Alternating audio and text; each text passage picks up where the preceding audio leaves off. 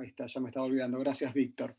Bueno, debido a problemas personales, Graciela Rodríguez no va a poder dar la charla, así que en su reemplazo, Sandrita nos va a hablar también sobre la parte de patología normal. Sandrita. ¿Se ve bien? Perfecto. Bueno, como dijo Luciano, me voy a hacer cargo de la presentación de Graciela.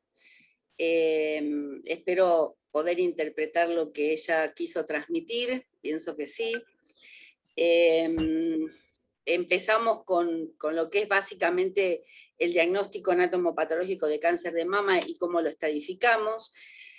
Nosotros, si bien somos patólogas y no tenemos importancia, pero creemos que la anatomía patológica es un pilar fundamental cuando uno maneja el cáncer de mama, porque da mucha información sobre factores pronósticos, factores predictivos, todo aquello que es bastante esencial para decidir el tratamiento.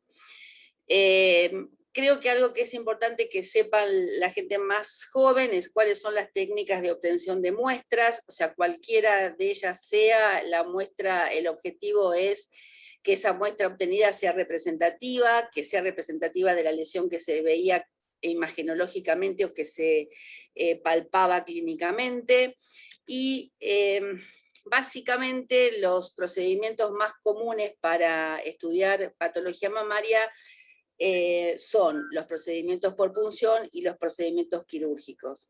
Los procedimientos por punción, ya la punción de aspiración con aguja fina ya no se usa tanto, tal vez en alguna excepción sea la posibilidad de solo con citología confirmar, por ejemplo, que un ganglio es metastásico, pero lo que hoy se usa y muchísimo, y es en general el método de inicio para el diagnóstico, son las punciones percutáneas, ya sea con pistola o ya sea por vacío, mamotomos, uros, porque a nosotros nos da histología y mucho más información que una citología.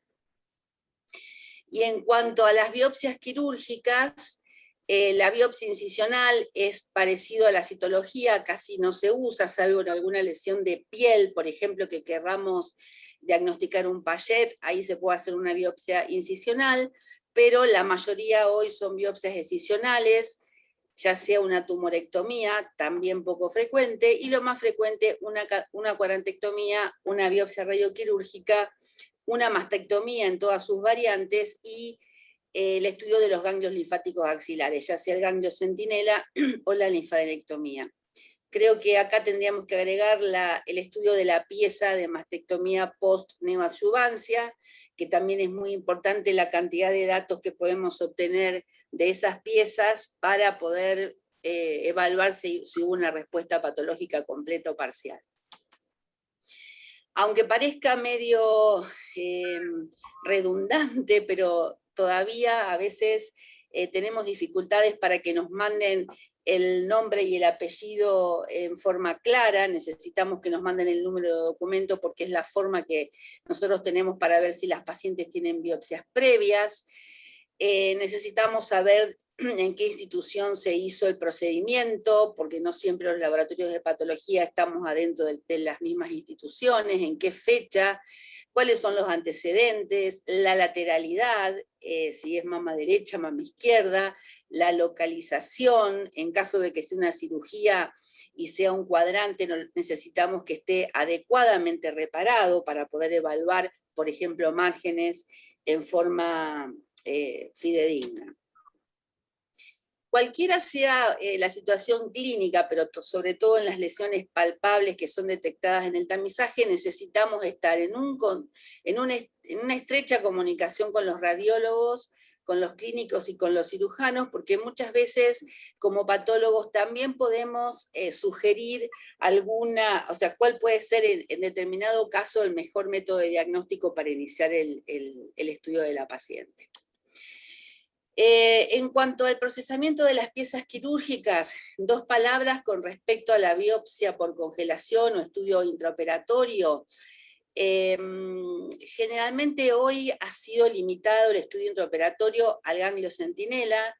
Creo que en un tiempo tampoco va a ser necesario el estudio intraoperatorio del ganglio centinela porque cada vez hay más casos donde, a pesar de que el ganglio centinela sea positivo, no va a haber una linfadenectomía posterior.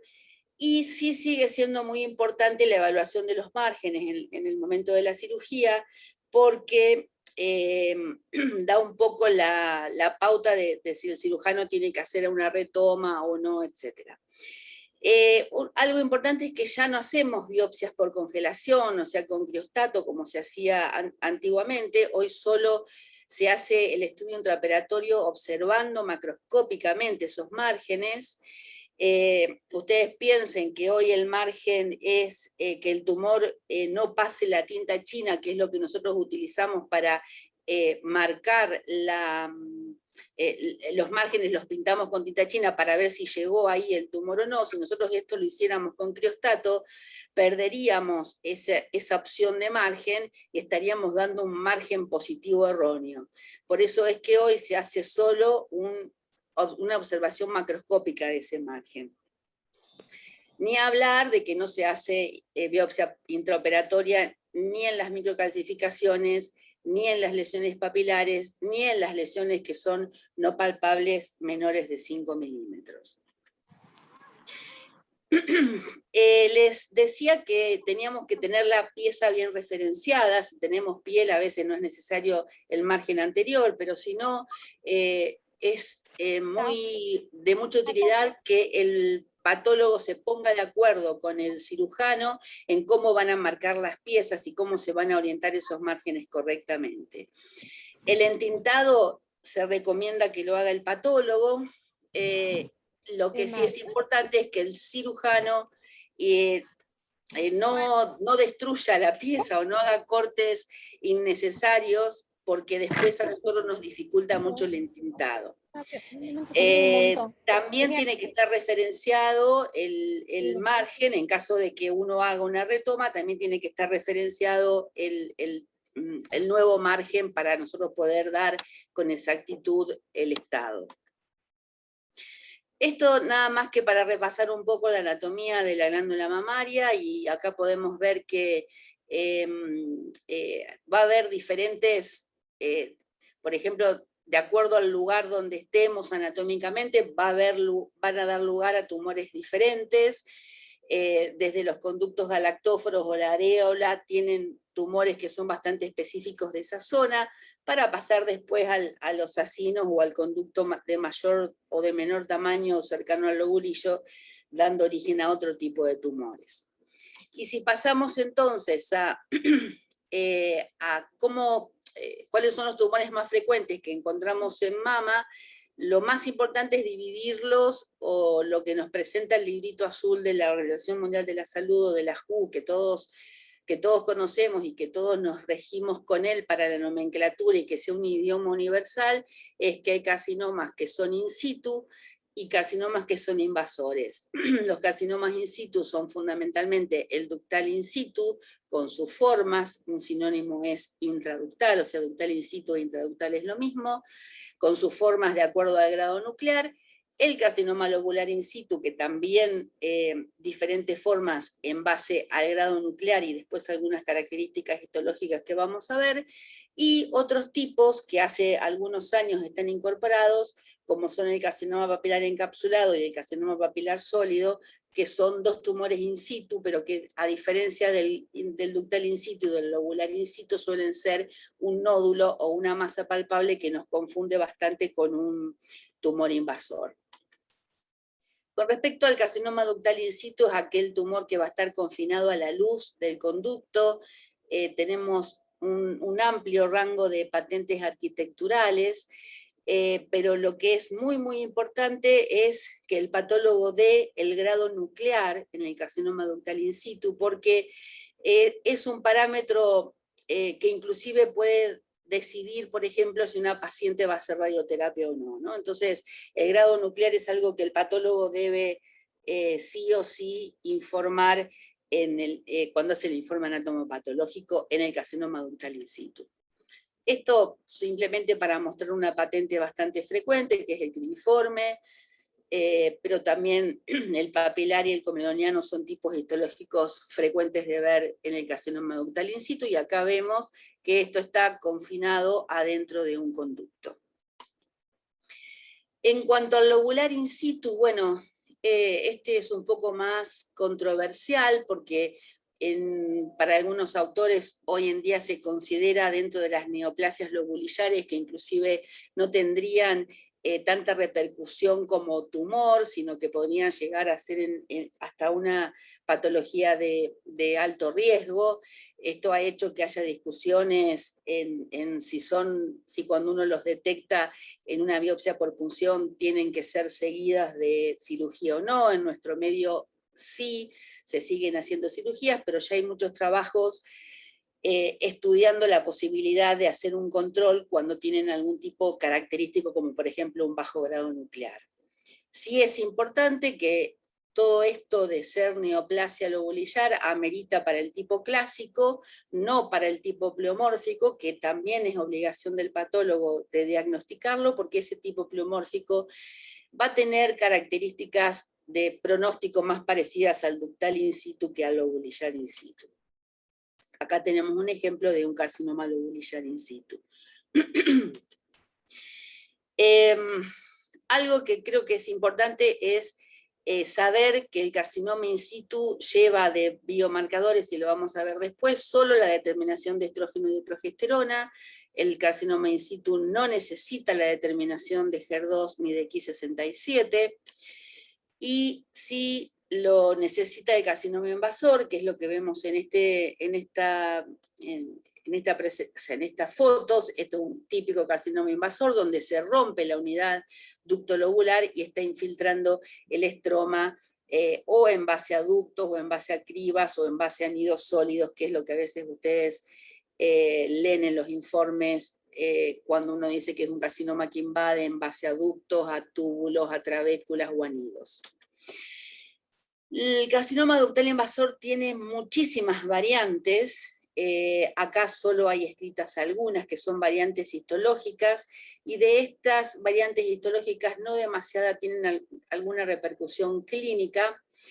Sí, el otro subtipo que le sigue en frecuencia es el carcinoma lobular infiltrante de tipo NOS, y una serie de tumores que en general son de bajo riesgo o de bajo grado, como son el carcinoma tubular, el carcinoma cribiforme, el mucinoso, el metaplásico, el apocrino, el papilar invasor. En realidad hay una gran cantidad de tumores que van variando inclusive con respecto a las clasificaciones, pero sí es importante saber que dentro del invasor, el ductal invasor es el que se lleva el mayor porcentaje, cerca del 70% son ductales invasores.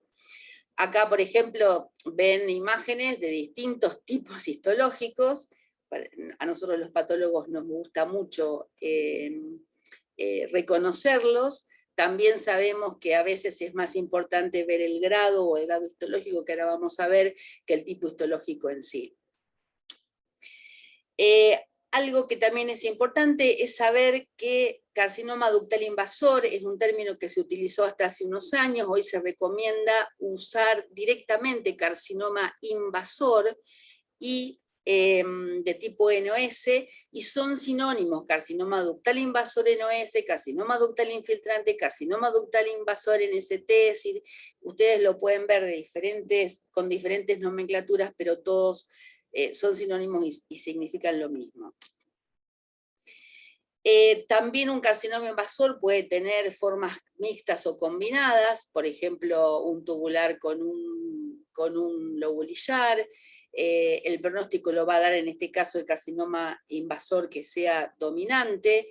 La combinación de carcinoma tubular con el carcinoma NOS es la más frecuente, pero también podemos ver combinación con el carcinoma lobular, y es importante que en esos casos el patólogo informe el porcentaje. En cuanto a la macroscopía, bueno, esta es una macroscopía típica de un carcinoma ductal NOS, con consistencia duro, con coloración grisácea. Esto es una pieza que ya está fijada. A nosotros nos permite la fijación, ver muy bien los márgenes, que ustedes acá los ven pintados con tinta china, y ver el tipo de tejido que está constituyendo este tumor invasor. En cuanto al lobular invasor, si bien no son, o sea, es mucho menos la frecuencia, pero es el que le sigue en frecuencia al NOS, este tal vez es un poco más tramposo en su macroscopía. En la microscopía también a veces son difíciles de identificar porque son células sueltas o disgregadas o estas típicas filas indias que siempre se habla en los libros. Entonces para nosotros los patólogos a veces es medio difícil de reconocerlos en una biopsia intraoperatoria, por ejemplo, o en un margen quirúrgico. Inclusive sabemos que es tramposo para otras disciplinas porque a veces también se esconde en las imágenes y bueno, ni hablar en las congelaciones que siempre, por ejemplo, en el ganglio centinela pueden llegar a ser un problema. El lobulizar clásico es este del que hablamos generalmente, pero hay algunas subvariantes como el pleomórfico, que es muy importante reconocer, porque es el que le va a dar un peor pronóstico, o inclusive son aquellos que pueden tener después marcadores que no habituales para un tipo lobulizar.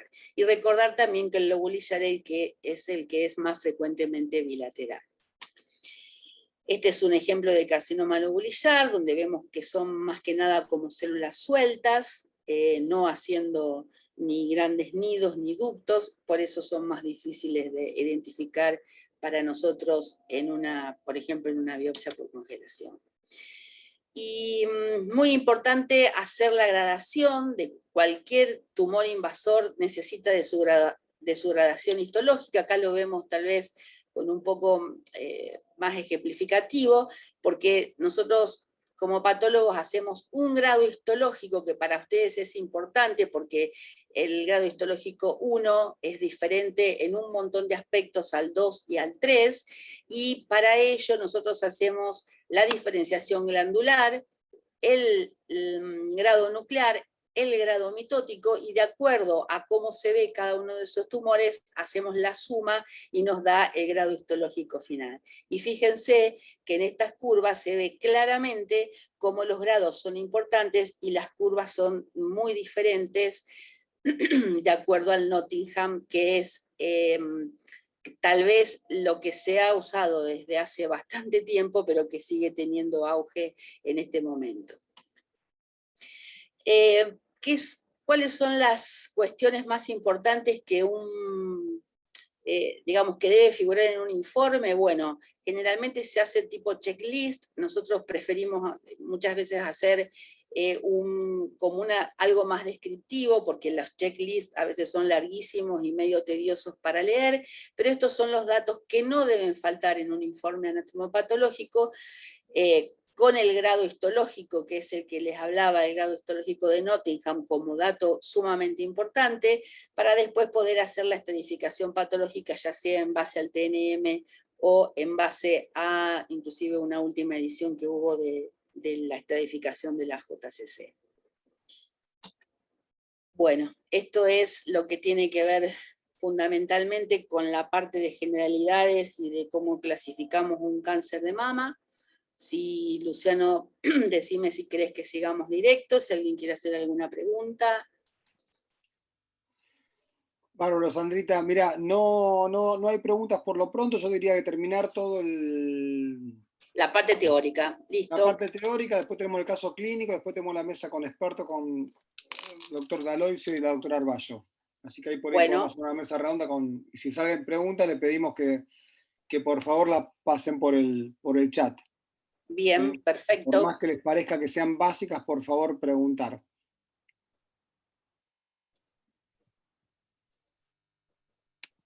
¿Están viendo ahora la otra presentación, sí, Luciano? Se ve perfecto. Okay, perfecto. Bueno, pasamos ahora a, digamos, un nivel diferente de estudio del patólogo de lo que es el cáncer de mama, que tiene que ver con los factores pronósticos y predictivos, pero que se basan 100% en lo que vimos antes, que parece mucho más básico, ¿no? O sea, de nada sirve tener en cuenta estos factores pronósticos y predictivos sin tener en cuenta todo lo que vimos recién. Si repasamos y vemos que la macroscopía, la microscopía son importantes, que el informe histopatológico nos va a dar una información sumamente útil con el grado histológico, histopronóstico, con la estadificación, con todas aquellas, esos ítems que tienen que figurar en el informe anatomopatológico, pero también desde hace bastante tiempo se sabe que esto no ha sido suficiente para poder clasificar a las pacientes en sus respuestas o en sus pronósticos, y por eso se incorporó desde ya hace, creo que 35 o 40 años, algunas determinaciones que se han ido mejorando con el tiempo, pero como son fundamentalmente los receptores de estrógeno, de progesterona y de HER2, como factores pronósticos y predictivos junto al informe más importante. Por supuesto que a medida que pasa el tiempo vamos teniendo nuevos factores, como puede ser PL1, como puede ser los receptores de andrógeno, como puede ser NTRK, y por supuesto también aquellos perfiles génicos, de los cuales tal vez en nuestro medio Oncotype, MammaPrint y EndoPredict sean los más conocidos, pero hay muchísimos más, y más aún los perfiles mutacionales que en breve van a ser supongo que van a ser más rutinarios, como puede ser la secuenciación de ARN o de DNA o de la famosa Next Generation, ¿no? Pero bueno, nos vamos a centralizar fundamentalmente en lo que es los biomarcadores clásicos de cáncer de mama. Estos biomarcadores, o sea, estrógeno, progesterona y HER2, aparte del KI, forman parte de la información inicial fundamental para adoptar una conducta terapéutica. Las realizamos y las interpretamos los patólogos, ya sea por técnicas de inmunistoquímica o por técnicas de hibridización in situ, como puede ser el FISH. Y muy importante guiarnos por estas recomendaciones internacionales que de vez en cuando se van actualizando para la realización y para la interpretación. Se junta el Colegio Americano de Patólogos con la Asociación Americana de Oncología Clínica y se publican guías tanto para hacerlas como para la interpretación, por lo cual son guías que no solo los patólogos debemos tener en cuenta, sino todos los que intervenimos en esto. ¿Por qué los hacemos? Y bueno, los hacemos porque como factor pronóstico vamos a tener información acerca de la evolución de la paciente, como el riesgo de recurrencia, como las metástasis a distancia, como la mortalidad, pero también porque son marcadores predictivos, sobre todo poder ver la posibilidad de respuesta a una terapia determinada, como puede ser la antihormonal, como puede ser la anti-HER, o la inmunoterapia más actual. ¿Qué testeamos? Bueno, en el carcinoma invasor testeamos estrógeno, progesterona, HER2 y Ki67, y en el carcinoma in situ, como vimos antes, solo estrógeno y progesterona. No aplica utilizar HER2 y Ki67 en el carcinoma in situ, es solo para el carcinoma invasor. ¿Qué materiales vamos a usar? Vamos a usar biopsias por punción, generalmente aquellas que sean con aguja gruesa, porque necesitamos un buen volumen de tejido. Podemos usar biopsias quirúrgicas, podemos hacer las determinaciones en recidivas o en metástasis. Todos los materiales son pasibles de hacerse marcadores.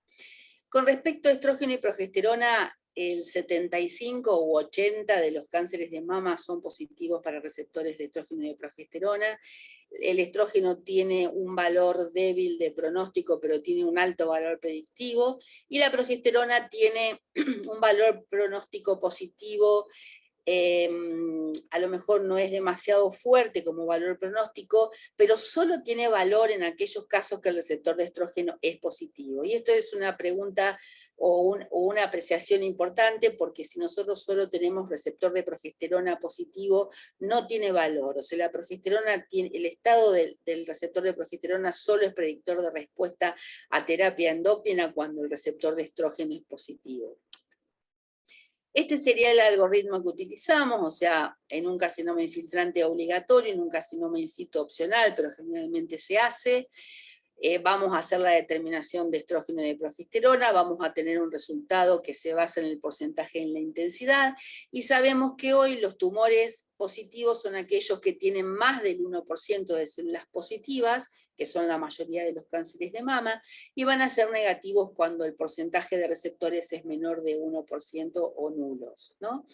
Y este 20 a 30% después está repartido en general con el resto, o con los otros grupos, como son aquellas pacientes HER2 o aquellas pacientes que no tienen ni receptores ni HER2. ¿Por qué está esto acá como aviso? Y bueno, porque nosotros como patólogos tenemos que saber que la mayoría de los tumores de bajo grado, como son el lobulillar, el tubular, el mucinoso, van a ser positivos. Entonces, cuando tenemos uno de estos tumores negativos para receptores, aparece como una luz amarilla donde tenemos que preguntarnos por qué sucedió esto, investigar si tenemos otro taco, comunicarnos con el mastólogo, con el oncólogo acerca de esta posibilidad de qué raro que este tumor esté dando negativo. Es decir, son todas cuestiones de alertas para evitar errores en la interpretación o, digamos, en un tejido determinado en cuanto al resultado. Cuando yo les decía esto de las guías de recomendación, estrógeno y progesterona, la primera guía fue en el año 2010, y la segunda se hizo no hace mucho tiempo, o sea, en el 2019, y en esta última guía apareció este nuevo concepto de estrógeno bajo o estrógeno low. Nosotros decimos que positivos son cuando hay más de 1% y negativos cuando hay menos de 1%, pero hoy sabemos que estas pacientes que pueden tener más de 1% y que son positivas, pero menos de 10%, entran en esta categoría de estrógeno bajo. Son pocos, fíjense, del 2 al 3% de todos los casos de receptores positivos. Esto no aplica para la progesterona, es solo para el estrógeno. ¿Y qué pasa con estas pacientes? Parecería que no van a tener tanto beneficio a la terapia endocrina cuando están en este porcentaje.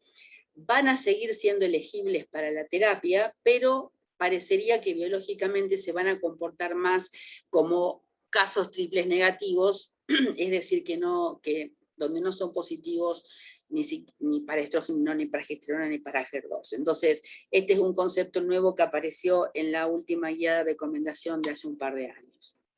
Y también esto, ¿por qué es importante? Porque ustedes cuando reciban un informe de estrógeno low, las guías recomiendan que vaya este comentario adicional diciendo o hablando de esta nueva categoría, donde, ojo, que estas pacientes podrían comportarse más como un triple negativo que como una paciente positiva para estrógeno y progesterona. Pasamos a HER2, que es el otro marcador importante, que la verdad fue como revolucionario. Esto empezó por allá por 1998. Hoy sabemos que más o menos un 15% de los cánceres invasores de mama son positivos para HER2. Esto tiene un valor pronóstico negativo bajo, pero un alto valor predictivo de respuesta a terapias a target anti-HER, ya sea con trastuzumab o con cualquiera de sus nuevas variantes. Y realmente creo que marcó un antes y un después en el tratamiento del cáncer de mama. Para el patólogo la interpretación del HER2 es un poco más complicada que lo de positivo o negativo, porque tenemos 4 scores. El score 0 y el score una cruz se consideran negativos como valor predictivo a terapias anti-HER. Tenemos un score que es 2 cruces, que va a necesitar de otra técnica para poder definir si entra a los negativos o si pasa a ser un positivo, que es el 2 cruces que llamamos equívoco o dudoso, y un score positivo que es el score 3 cruces, que es el que directamente no necesita de ninguna otra cosa y ya tiene valor predictivo en sí mismo para la terapia anti-HER. Si el caso va a ser 2 cruces, tenemos que echar mano a técnicas de hibridización in situ, como en este caso vemos 3 técnicas que son las 3 de hibridización in situ, pero que están usando diferentes formas de ponerse de manifiesto. Cualquiera de ellas está validada y cada patólogo tiene que hacerlo con lo que se sienta más cómodo. Y Estos casos dos cruces, cuando le hacemos la amplificación, si no amplifican se van a considerar HER2 negativos, y si amplifican, es decir que hay más copias del gen, se consideran positivos. Acá vemos entonces el algoritmo. Tenemos que evaluar como patólogo si hay una tinción adecuada, tenemos que identificar que sea todo carcinoma infiltrante, si no vamos a tener que buscar otro caso, y bueno, y dividirlo en los tres grupos, y seguir con otra determinación en caso de que sea uno dudoso. Aquí están las guías que tuvimos de HER2, tuvimos guías en el 2007, en el 2013, y la última guía de recomendación fue en el año 2018. En esta guía del 2018, además de hacer hincapié en algunos temas de hibridización, se pusieron algunas cosas en claro de cuándo debíamos repetirlo, cuándo debíamos repetir la determinación de HER2, si después de haber hecho la determinación en una punción, si lo repetíamos en una pieza. Fíjense que acá dice que no lo tenemos que volver a repetir si en una punción teníamos un carcinoma de estos de buen pronóstico y daba negativo. Bueno, en ese caso no es necesario repetirlo en la pieza quirúrgica, porque normalmente estos tumores van a ser HER2 negativos. Por supuesto van a ser receptores positivos, pero en cuanto a HER van a ser negativos. Sí vamos a pedir HER2 de nuevo si teníamos positividad en una biopsia por punción en un tumor que nosotros nos jugábamos que iba a ser negativo, ¿no? Son estos casos que decimos, bueno, ¿cómo un lobulillar tiene HER2? Y bueno, en estos casos lo vamos a repetir en la pieza, lo vamos a repetir en otro taco, o vamos a utilizar otra metodología porque llama la atención que esos casos sean HER2 positivos. Vamos a volver a pedir HER2 si fue negativo en un caso que el patólogo nos haya dicho que tenía poca representatividad, por ejemplo una biopsia por punción que tiene poca representatividad tumoral. Nosotros como patólogos tenemos la obligación de avisar. Si un HER2 en una biopsia por punción que era un grado 3 fue negativo, lo vamos a repetir porque tenemos que seguir buscando en los grados 3 la posibilidad de un HER2 positivo. Si encontramos una morfología diferente en la pieza quirúrgica que en la punción, lo vamos a repetir. Si el resultado fue equívoco y no se pudo solucionar con el FISH, lo vamos a repetir. Si tenemos dudas en cuanto al manejo del tejido y llevamos a ver eso un poco mejor, también lo vamos a repetir. Por supuesto, si vemos el tejido deteriorado, pero lo más importante son la baja representatividad y esto nuevo, entre comillas, de hace un tiempo, que veamos que ese HER2 es heterogéneo. Y acá aparece esto, que también es muy importante en la actualidad, y que ha saltado muchas veces porque, por ejemplo, pacientes que se consideraron que no tenían ni receptores de estrógeno, ni de progesterona, ni HER2, y entraron en un protocolo de triple negativo, y en el laboratorio central fue rechazado porque rechequearon HER2 y dio un resultado positivo, no siempre es por una equivocación en la determinación, sino que se vio que la mayoría de las veces tiene que ver con este HER2 heterogéneo. Fíjense, acá vemos que en este corte ustedes ven un foquito que tiene marcación marrón, que es como nosotros vemos HER2, o acá un foquito que vemos que tiene marcación y todo lo demás es negativo. Es decir, de acuerdo al corte que nosotros podamos ver, cuando es un caso heterogéneo, puede ser que en un corte lo veamos positivo, en otro corte lo veamos negativos, o como en este caso, cuando lo rechequeamos, encontramos en un mismo corte áreas de positividad y áreas de negatividad que podían justificar por qué esa paciente había sido rechazada, porque realmente tenía HER2. No hay demasiado escrito acerca de si el porcentaje de HER2 puede ser importante. Sí vamos a ver otras cuestiones, pero fíjense, esto es una biopsia por punción, ¿no? Acá tenemos todos los cilindros, y solo acá vemos HER2. Entonces, el patólogo tiene la obligación de informar esa apreciación, o sea que el HER2 es heterogéneo. En general, por suerte, la mayor parte de las veces el HER2 es del 90% de células positivas, pero si nosotros como patólogos vemos que hay positividad menor del 50% de las células, lo tenemos que informar, porque esa paciente va a tener una porción de tumor que va a ser más como si fuese un triple negativo que un HER2, o al revés. Bien. bueno, esto ya lo hemos visto, es decir, lo importante es la fluida comunicación con el patólogo, leer los comentarios aparte de los resultados. Esos comentarios tienen que además estar transcritos en las historias clínicas, porque no siempre ustedes van a mirar todos los informes de nuevo, sino que eso lo van a tener consignado en la historia clínica, y es importante porque muchas veces van a explicar conductas o van a orientar conductas en momentos futuros. Por ejemplo, paciente que no responde a determinado tratamiento y uno se pregunta por qué, y a lo mejor cuando vuelve al informe anatomopatológico descubre que en el informe decía cuidado porque no hay mucha representatividad, sería conveniente repetirlo, etc. Y como cosa un poco nueva, digamos, se agrega el concepto de HER2 low, estamos con los low últimamente, pero bueno, es un concepto que va tomando cada vez más auge. ¿Y esto qué significa? Aquellos casos que son una cruz, pero que para nosotros son negativos en cuanto al valor predictivo a la terapia target con trastuzumab, o aquellos dos cruces que no amplificaron y que hoy se consideran negativos, estas pacientes parecería que podrían beneficiarse con algún tratamiento target, no del trastuzumab, sino de drogas que se utilizarían al HER2 como target para llevar quimioterapia a esas células y de esa manera actuar en forma más directa, como lo hace el HER2 con el score 3 cruces, ¿no? Ahora, ¿por qué es importante? Porque HER2 low terminan siendo casi la mitad de los tumores de mama, ¿no? Porque aquellos tumores que son negativos, salvo el score 0, podrían estar dentro de esta categoría. Si lo vemos así en una figura, vemos que el HER2 low va a ser el HER2, que nosotros informamos como una cruz, que en realidad es negativo para nosotros, aquellos HER2 dos cruces que no amplificaron, serían parte de los HER2 low. Y después, por supuesto, tenemos los HER2 dos cruces que amplificaron con el 3 cruces, por supuesto, pasan a ser positivos, y estos sí son pasibles del tratamiento anti-HER.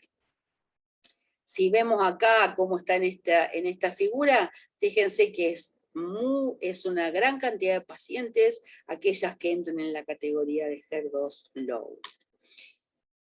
Como verán, estas determinaciones tienen repercusiones clínicas importantes porque es muy importante identificar a las pacientes que se van a beneficiar. Si nosotros tenemos un falso negativo, le vamos a quitar la oportunidad de tratamiento a la paciente, y si tenemos un falso positivo, vamos a hacer medicar a pacientes que no responderán, con todas las complicaciones que pueda tener esa terapia.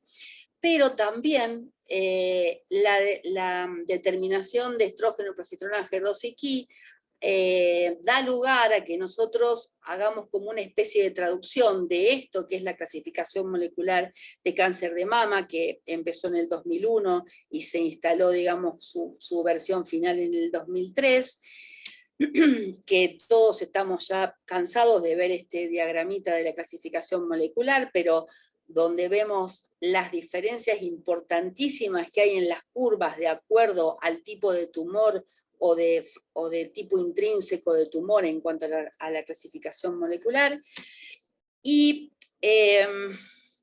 sabemos, no tenemos tiempo de hablar de esto, desarrollarlo demasiado, pero bueno, sabemos que luminal A y B son tumores que tendrían como mejor pronóstico, que están asociados a alta expresión de genes que tienen que ver con receptores de estrógeno. Los luminales B agregarían factores de proliferación, el grupo HER2 es el que está relacionado a HER2 con mayor respuesta a quimio y por supuesto a la terapia target, que los basales son aquellos que generalmente son triples negativos y son los de peor pronóstico, y en base a esta traducción en algún momento se agregó el luminal HER, que es aquel que va a tener, además de expresión de receptores hormonales, la asociación a genes que tienen que ver con HER2. Entonces, si hacemos la traducción con nuestros biomarcadores, es decir, con receptores de estrógeno, podemos decir que aquellas pacientes que son estrógeno y progesterona positivo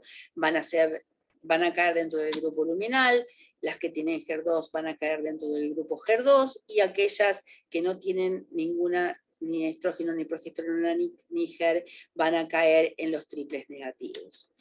Pero esto es la traducción, digamos, de la clasificación molecular que podemos hacer nosotros hoy. Y para eso tuvimos que agregar al Ki67, que lamentablemente no es un marcador óptimo, pero bueno, a nosotros no nos queda muchas veces otra que utilizarlo. Acá ya vemos que hay un Ki67 para que pase a ser luminal B de 30%, porque esto es lo último de lo que se habló en St. Gallen, y ahora lo vamos a ver. A mí me preocupa siempre esto de dividir con el Ki67 el luminal A y luminal B. Yo creo que este grupo debería ser considerado luminal solamente a secas, pero bueno, no nos queda otra que hacer esta traducción. ¿Por qué digo esto? Fíjense, en St. Gallen en el 2009 teníamos como bajo menos de 15 y como alto mayor de 30. ¿Qué fue lo que se dice ahora en el 2021? Pero en el medio pasamos porque era menor de 14, mayor de 14, menor de 20, mayor de 20.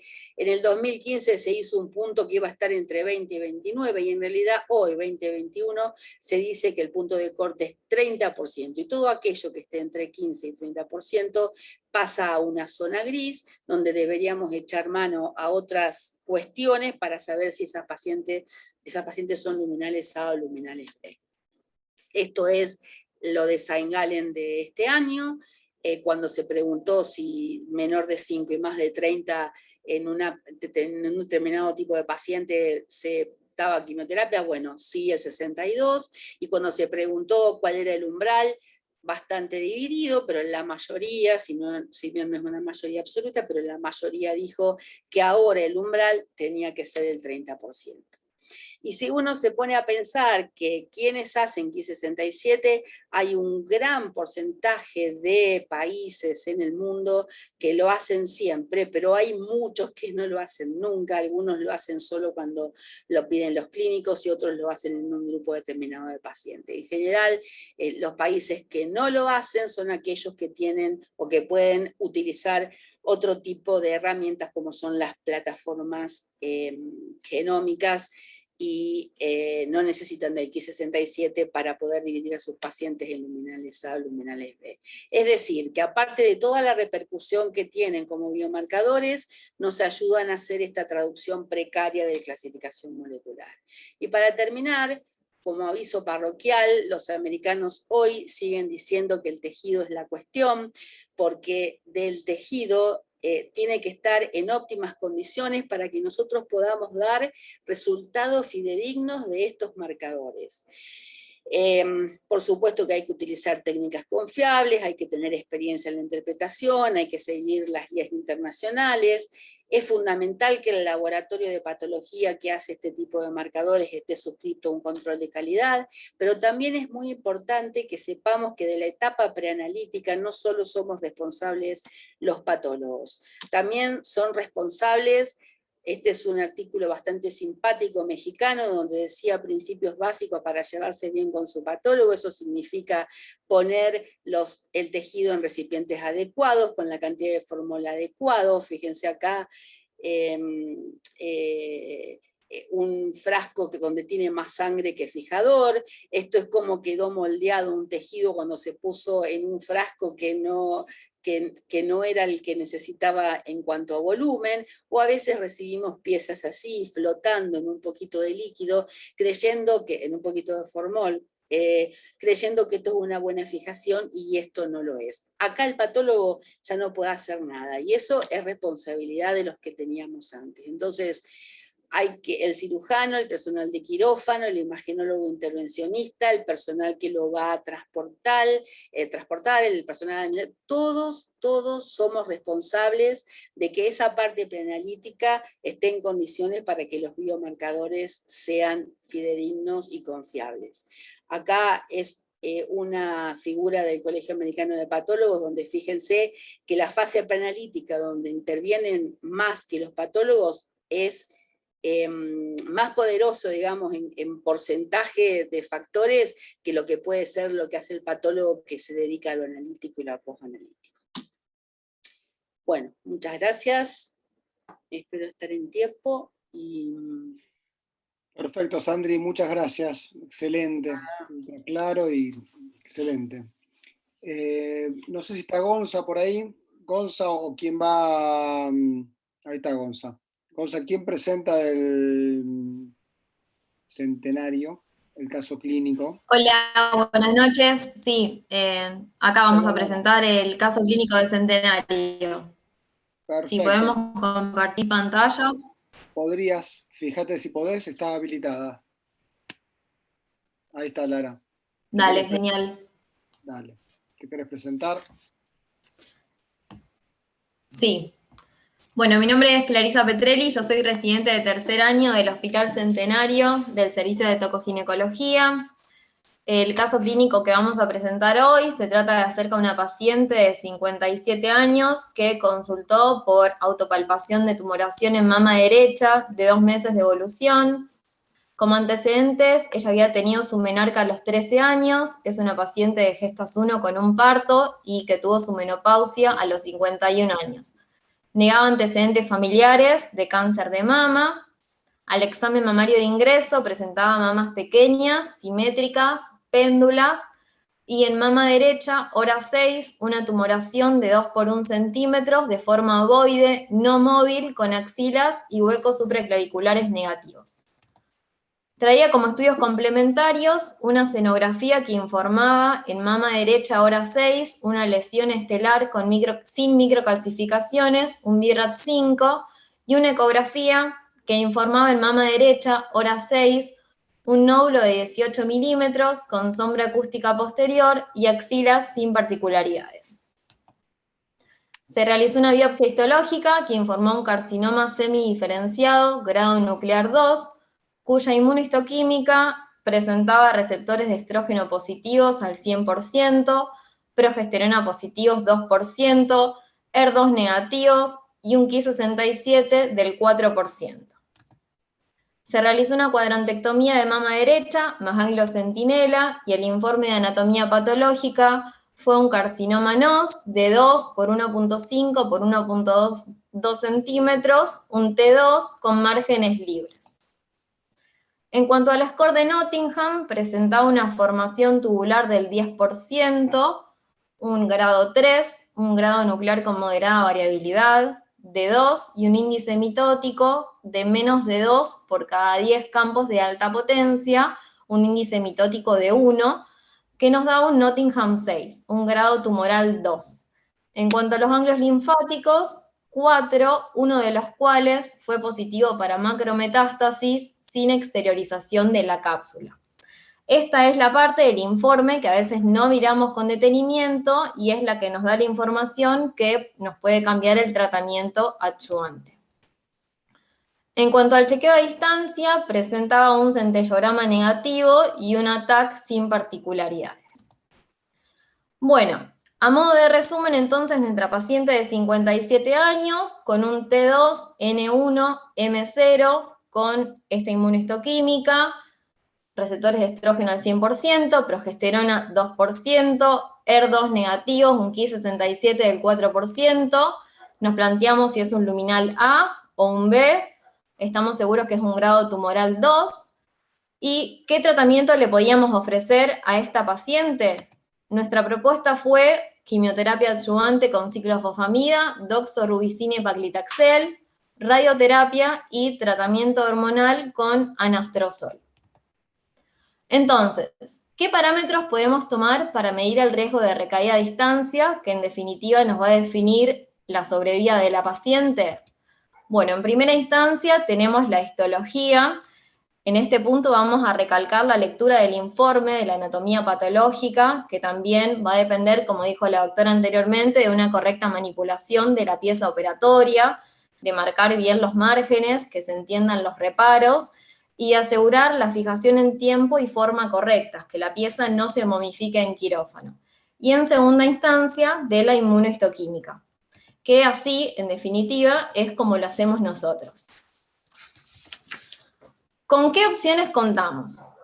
Con los datos clínicos vamos a hacer una valoración cualitativa del riesgo-beneficio de los tratamientos. Sabemos entonces que es una paciente posmenopáusica, que es un grado tumoral 2, que es un tumor luminal y que tiene ganglios positivos.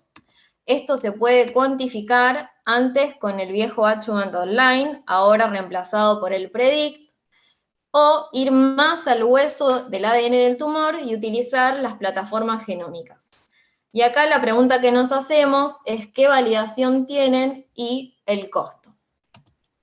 Con respecto al PREDICT, el PREDICT es una herramienta que nos ayuda a mostrar cómo se esperaría que los diferentes tratamientos, básicamente la hormonoterapia y la quimioterapia, después de la cirugía, mejoran las tasas de supervivencia hasta 15 años, incorpora datos de todos los estudios clínicos en relación, como dijimos, a quimioterapia y hormonoterapia, y así predice el riesgo de recaída a distancia y qué beneficios, en términos absolutos, van a aportar cada uno de estos tratamientos. Es una herramienta bastante simple de utilizar, se puede acceder mediante este link y hay que volcar los datos que tenemos de nuestra paciente. Hacemos clic en comenzar. Lo primero a definir es seleccionar si se trata de un carcinoma in situ o no, la edad al momento del diagnóstico, si es una paciente posmenopáusica o no, los datos de la inmunohistoquímica con respecto a la expresión de receptores de estrógeno, de ER2, de Ki67, el tamaño tumoral en milímetros, el grado tumoral, cómo fue que se realizó el diagnóstico y la presencia de ganglios positivos.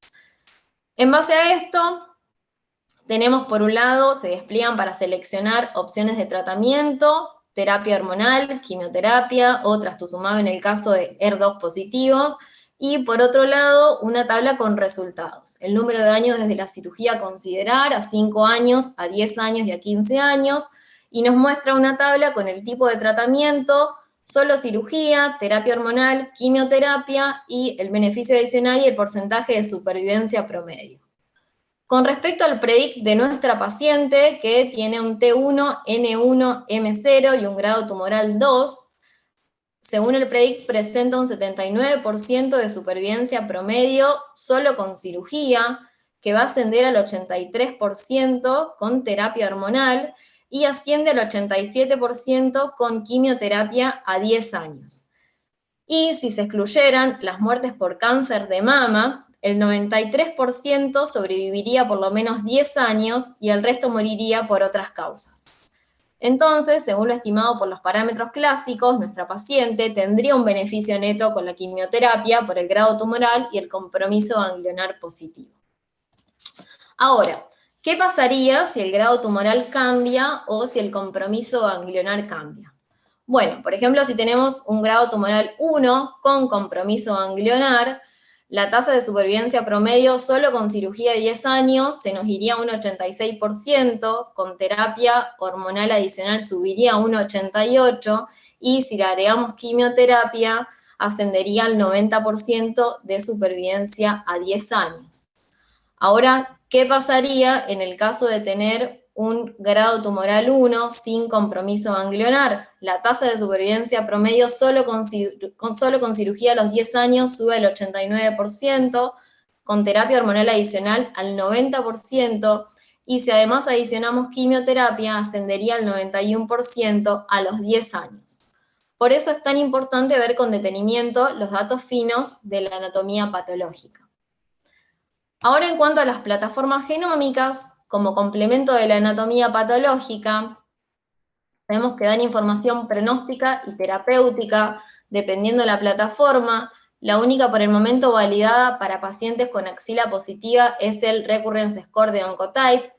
Permite separar pacientes con alto riesgo de recurrencia y respuesta a la quimioterapia en mujeres posmenopáusicas y hasta 3 ganglios positivos, pero no están disponibles en salud pública por costos.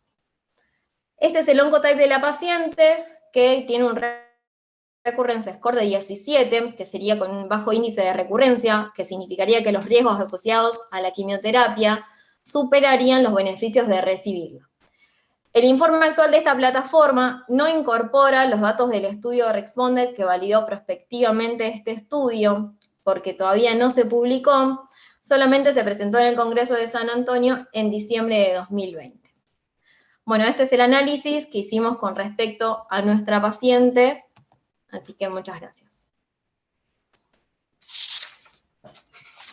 Bueno, felicitaciones, excelente caso. Invito a la doctora Cecilia Arballo y al doctor Juan J. D'Aloisio para que quieran dar sus aportes con respecto a este caso, y si alguno quiere hacer algún comentario, bienvenido sea.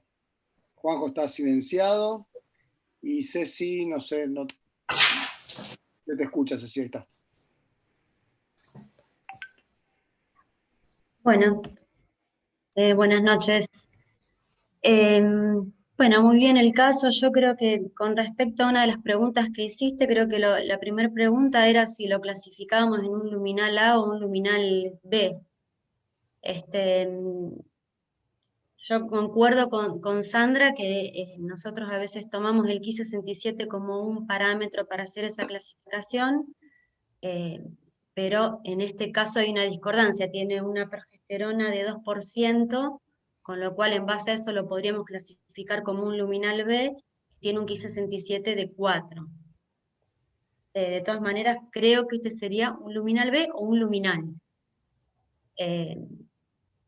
Y después, con respecto al tratamiento y a los parámetros que tenemos en cuenta, sí, tenemos en cuenta la edad de las pacientes, tenemos en cuenta los receptores, como dijo Sandra, tenemos en cuenta la variante histológica y todos los datos que nos aporta la anatomía patológica, en este caso era un grado 2. También a veces nos fijamos para tomar decisiones con respecto a la terapia adyuvante, si hay invasión linfática o vascular, si tiene asociado componente in situ o no, si ese componente in situ es de alto grado, si tiene necrosis, sobre todo para decidir la radioterapia.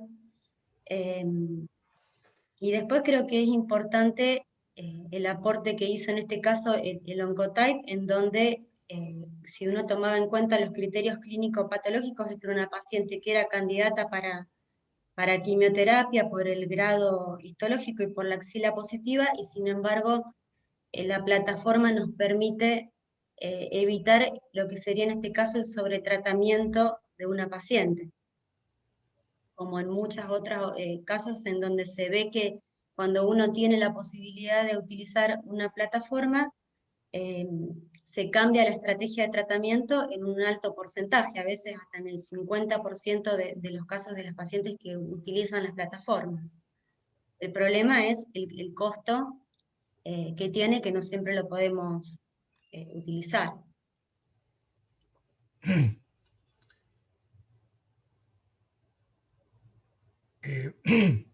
Sí, Luciano.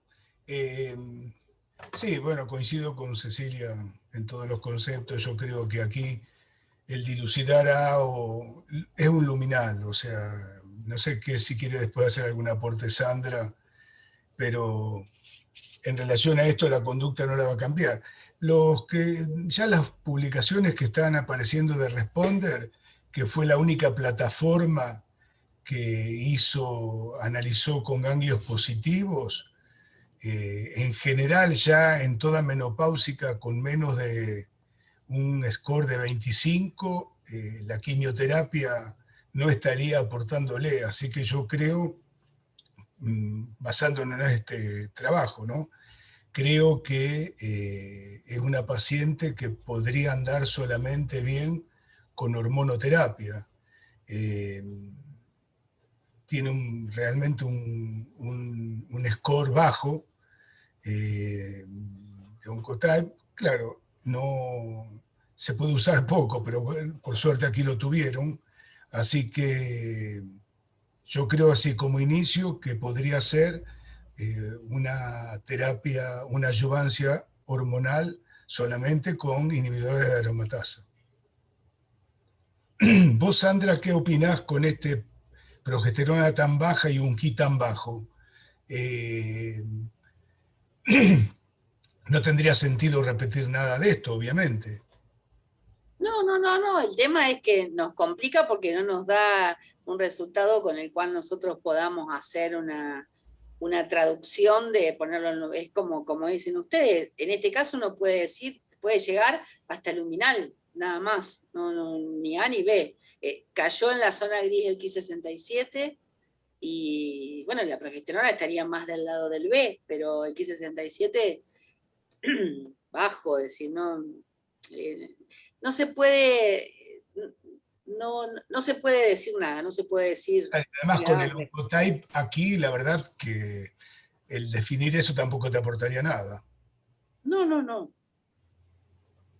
Yo hago un comentario, me pareció muy interesante el hecho de utilizar el PREDICT, que yo no sé cómo apareció un Oncotype en la salud pública, o sea, nosotros consideramos que es imposible, es más, es muy difícil para nosotros conseguir en el medio privado, y lo vemos completamente inaccesible para el medio público. Pero por otro lado tenemos esta herramienta que es el PREDICT, que nos da muchísima información y nos da nos da información con respecto al beneficio o no de la quimioterapia. Lo que pasa es que por ahí nos lo da en porcentajes, y uno plantea decir, bueno, cuánto es mucho, cuánto es poco, que uno lo puede discutir, inclusive discutir con la paciente, pero la cuestión, que a lo mejor lo que nos vino a decir acá el responder, es que hasta hace poco, prácticamente pensar que una paciente con axila positiva le íbamos a omitir la quimioterapia,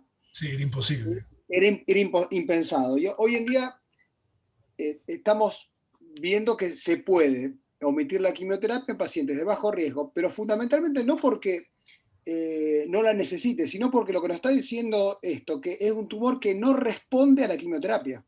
Hay que entenderlo de esa manera. No quiere decir que la paciente no tiene una enfermedad, si querés, estadio 2, pero lo que está diciendo el Oncotype, o lo que nos puede estar diciendo el PREDICT, es que esta paciente, por esas características tumorales, no se va a beneficiar de hacer quimioterapia. Así que me parece interesante, porque nosotros prácticamente en el medio público, axila positiva, que son muchas de nuestras pacientes que vemos, lamentablemente, porque el screening no funciona como funciona por ahí en el medio privado, vemos muchas pacientes con axila positiva, y es interesante buscar una herramienta que nos podría evitar hacer quimioterapia a pacientes que no se vayan a beneficiar. Sí. Finalmente, el tratamiento, perdón, no entendí bien o no retuve, ¿cómo la han tratado? ¿Ya está en tratamiento? ¿Es un...? ¿Cómo decidieron el tratamiento? El tratamiento se hizo la quimioterapia, radioterapia y se hizo la hormonoterapia.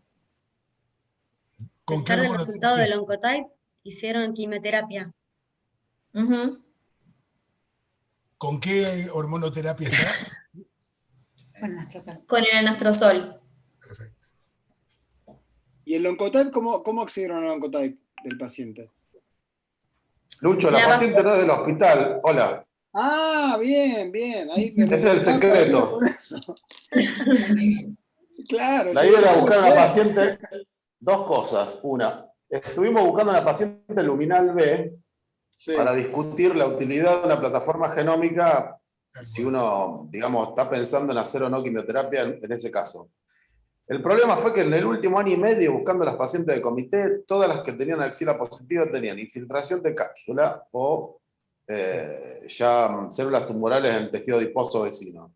Que eso aclaramos que, digamos, las pacientes tenían indicación en el ensayo que mencionó el doctor Daloisio, hasta 3 ganglios positivos con macrometástasis sin infiltración de la cápsula, o sea, sin datos de agresividad por encima de la pura invasión del ganglio. ¿Está? ¿Qué nos encontramos? Que todas las pacientes nuestras iban a quimioterapia sin ningún tipo de discusión. Entonces lo que nos propusimos fue presentar un caso que mostrara dos cosas. La discusión de quimioterapia sí o no, con o sin plataforma, y finalmente un ejemplo típico de plataforma genómica que baja la indicación de quimioterapia. Digamos que en la vida real uno puede revertir la clásica indicación de quimioterapia. Entonces la pregunta es, Gonzalo, y te hago una pregunta. ¿Y en esta paciente si no tenemos acceso al Oncotype, ¿le hacemos la quimioterapia o no con los datos clínicos? ¿Y qué datos clínicos tenemos que ver? Por eso un poco las chicas le quería que recalcaran qué parte del informe anatomopatológico, más allá de lo clásico, hay que ver que a veces no se ve. Claro, está perfecto. ¿Y a esta paciente por qué, a pesar de la plataforma, se le hizo quimioterapia? No, se hizo, Lara se equivocó, no se hizo quimioterapia. Ah, De hecho, esta paciente no quería hacer quimioterapia. está perfecto. Salió beneficiada. Esa es otra cosa. A ver, esa paciente si en vamos el a tener privado, la plataforma. sí, esa paciente en el público se hace quimioterapia. Claro. Y el privado también. También, sin plataforma. Sin plataforma también, Sin con una plataforma, progesterona sí. tan baja. Sí. Un luminal B con galio positivo es raro. Sí. Inclusive por eso también queríamos mostrar, bueno, hicimos el ejercicio de cuantificar qué riesgo de recaída tiene en números. Excelente. Y con más de 3-4%, cualquier clínico hace quimioterapia, sea mastólogo o oncólogo. Pero por eso lo interesante de la plataforma, que nos está diciendo que o sea, el riesgo de recaída o recaída a distancia, lo que nos está diciendo esto que, o sea, obviamente es más alto en esta paciente que una paciente luminal A con axila negativa, o luminal B con axila negativa, que a lo mejor uno evitaría hacer la quimioterapia. Pero lo que nos está diciendo la plataforma, para que todos comprendan, es que esa paciente no se va a beneficiar de hacer quimioterapia. Y eso es lo interesante del caso de pensar, y que bueno, ojalá que pronto todas las pacientes puedan acceder a esto, y yo creo que va a ser parte habitual. Yo no sé, Sandra, si vos sabés si eso, por ejemplo, en Estados Unidos es práctica habitual, o en Europa es práctica habitual, las plataformas genómicas en los luminales, por ejemplo, o en casi todos los luminales. Sí, en Francia lo da la salud pública, en Estados Unidos nadie usa Ki-67. Exacto, hacen plataformas a todos, los luminales. Hacen plataformas a casi todos. Claro, y más con en la octava edición es obligatorio para clasificarlo hacer la plataforma. Claro. Ahora, Sandra, ¿a vos te llama la Falta atención? un poco acá. Perdón, ¿a vos, Sandra, te llama la atención esta score de recurrencia con una progesterona tan baja? ¿Puede haber algún error? Por eso fue la primera pregunta. Vos desde lo académico nada más, ¿vos volverías a hacer? ¿Es difícil hacer los receptores de la progesterona? No, yo no me preocuparía por hacerlo, porque no es un resultado que esté en desacuerdo con el Oncotype, para nada, ¿no? Puede haber casos de progesterona negativo y de Ki a lo mejor bajo, y bueno, no nos alcanzan los parámetros para... Pero no me llama la atención para nada, no. De cualquier modo, con los biomarcadores siempre estamos forzando a hacer una clasificación molecular, o sea, medio que... Sí, por eso yo digo que una fabricación de su desarrollo. Es la traducción precaria, para no decir trucha, de la clasificación molecular, digamos. Para aclarar un poquito, las guías del NSCN, o sea, no mide Ki, no mide progesterona. Dice, bueno, vos tenés un carcinoma luminal, plataforma, si podés. O sea, frente al tener un luminal directamente van a plataforma. No le miden de acuerdo al Ki ni de acuerdo al nivel de progesterona. Porque, ¿qué pasa? Que independientemente del nivel de progesterona y independientemente del nivel de Ki-67, la plataforma genómica puede cambiar la indicación o no de quimioterapia. Inclusive, fíjate que en el PREDICT, ahí dice Ki-67, y decía bajo, intermedio o alto, una cosa así. Y el valor de corte es 10. Claro, el chiquito dice que el valor de corte es 10, es decir, sí, más vale, eso ya nosotros lo sabemos, y nuestro problema son los casos que caen entre 15 y 30. Claro, que a veces tiene 20%, y de acuerdo a lo que nos conviene a veces, o porque nos parece que lo ponemos en luminal A o B, qué sé yo, pero... Ahora, Sandra, después de tu charla, como dijo Luciano, que siempre aprendemos escuchándote, pero un poco para la gente más joven, hablando del TNM, que es lo que la clínica nos sigue interesando, ¿cómo informás en un multifocal, en un multicéntrico, el tamaño tumoral? En general, los tamaños tumorales no se suman, se ponen las medidas de los focos que existan, y se tiene en cuenta el foco de mayor tamaño para lo que sea después pronóstico o lo que se necesite, pero los tamaños tumorales en esas circunstancias se miden todos.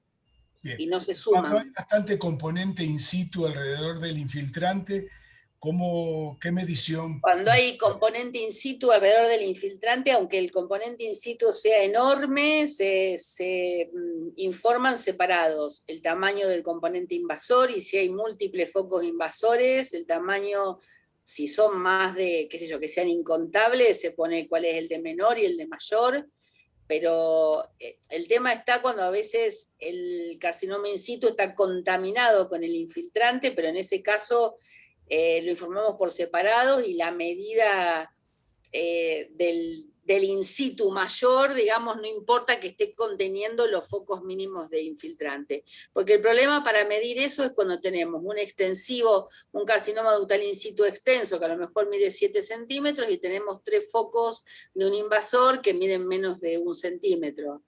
Bueno, tienen que ir todos medidos por separado. En un in situ con varias microinvasiones, ¿la sumás? No, para nada. Uno pone que es microinvasor independientemente de la cantidad de microinvasiones que tenga. ¿Y cuánto es el tamaño que vos definís como microinvasión? Hasta 1 milímetro. Hasta 1 milímetro. Más de 2 milímetros ya es un invasor pequeño, digamos. Perfecto. Gonza, ¿querés hacer un comentario? Una pregunta a Sandra. Asumiendo que el control de calidad del laboratorio que va a hacer la inmuno es óptimo, sí. El tiempo entre que uno toma la muestra de biopsia o que hace la tumorectomía hasta que se fija en el formol y se va a procesar la pieza, ¿influye en la credibilidad del resultado del inmuno? Digamos, ¿es importante tener en cuenta el tiempo? Hay que anotarlo, hay que agarrar el cronómetro. No, es sumamente importante. Es más, hoy se aconseja que en el informe debería decir hora de extracción, hora de cuándo lo pusieron en formol, porque por ejemplo, radioquirúrgica, que te la llevas a hacer una placa para ver si está bien el arpón, las micros, la semilla, el clip, lo que sea, a lo mejor en un medio privado es más rápido, pero en un medio público a lo mejor estás esperando 45 minutos, 1 hora hasta que te la devuelven a la pieza.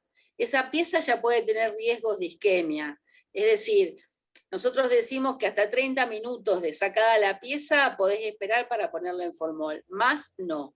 Y después 48 horas como máximo de estar en formol, ¿no? Por eso en la mayoría de los lugares del mundo no se operan mamas los viernes, se operan, o no al menos los viernes a la tarde, porque esa es la mama que Chuchi decía, la mama de semana.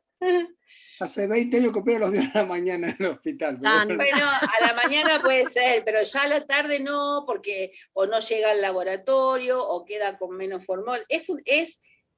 No tiene arreglo eso, porque vos una técnica, o sea, la parte analítica o la parte post-analítica de interpretación, vos la podés modificar, pero la parte preanalítica de cómo estuvo fijada ya no tiene remedio.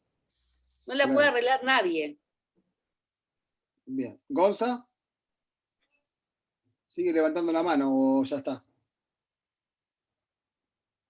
Perdón, ahí estaba muteado. Otra pregunta básica para Sandra, porque habitualmente en el hospital tenemos la ventaja, a pesar de todas las que uno quiere buscar, de que hacemos la biopsia histológica por punción y después el mismo equipo opera y el mismo equipo de patólogo ve el resultado. ¿Está? Pero esto, cuando uno sale a trabajar a cualquier otro lugar, a lo mejor uno hace la biopsia en un centro X, ambulatorio de diagnóstico, y después opera en otro sanatorio que tiene otro equipo de patólogos. Sí.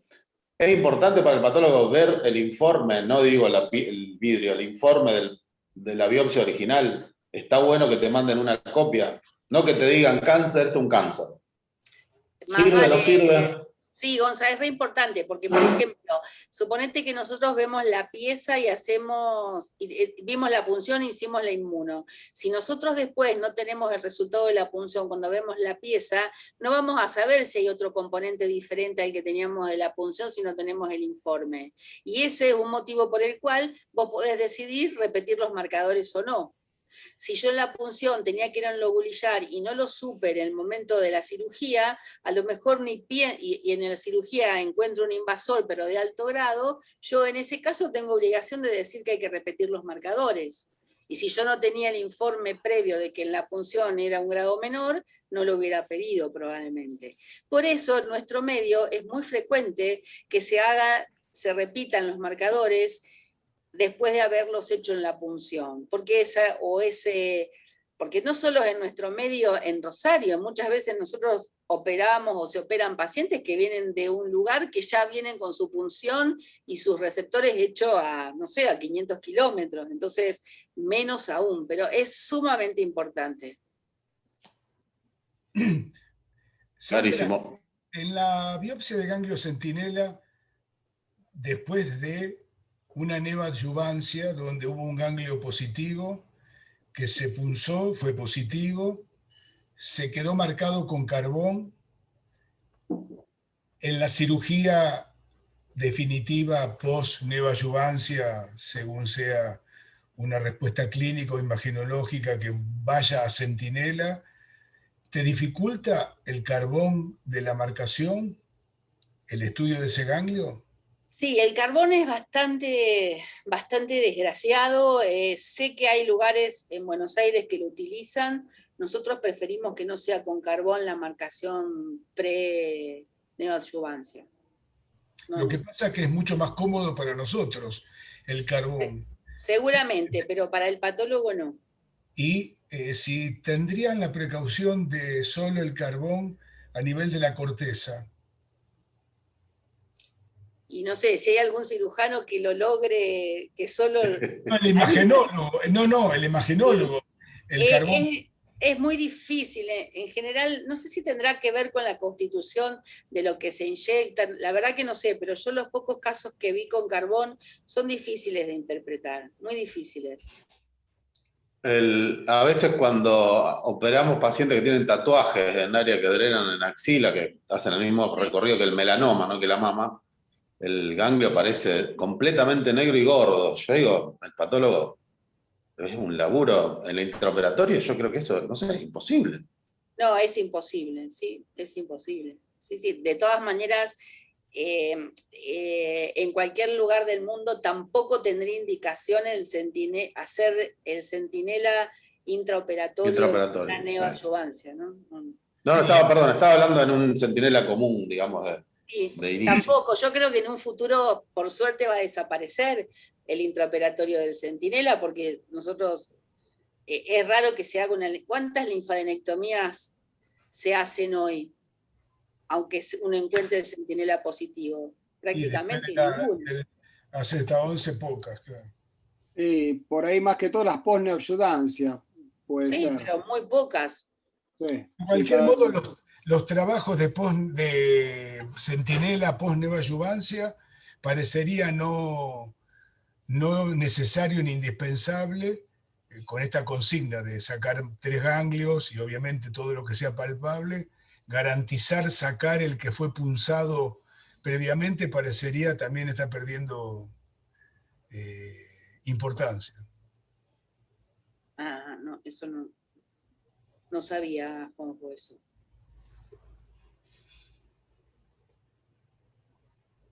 Bueno, no sé si queda algún otro comentario, la verdad que excelente la exposición. Sandra, muchísimas gracias. No, al contrario. El caso clínico, bueno, nos vemos en 15 días, que vamos a hablar sobre intervencionismo. Ahí vamos a poder hablar con los imagenólogos sobre intervencionismo mamario y marcación de ganglios.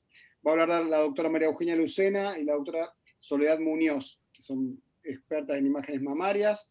Así que nos vemos en 15 días. En los próximos días subimos esta presentación que la estamos grabando, así que muchas gracias a todos.